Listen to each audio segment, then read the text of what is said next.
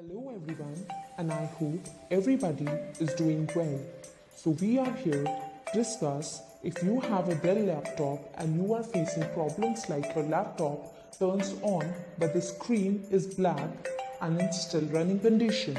So we will be discussing about how to fix the Dell laptop black screen issues, and the first method is to boot to the safe mode. Start the laptop by hitting the power button. After the power is on, start hitting the F8 key as soon as you see the Dell logo. The Advanced Windows option would appear, from which you can select the last known proper configuration. If you are still facing the problem, then repeat the first step and select the Safe Mode option this time so that the problem can be resolved. The second method is to try with using the hard reset process. Turn off your laptop by pressing the power button for around 10 seconds. Unplug the AC adapter or the power cord and then remove the battery intact. Drain the remaining battery by holding onto the power button for approximately 60 seconds.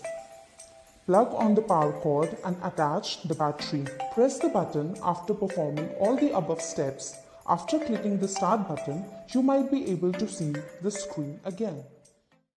We have third method also, which is trying with BIOS recovery.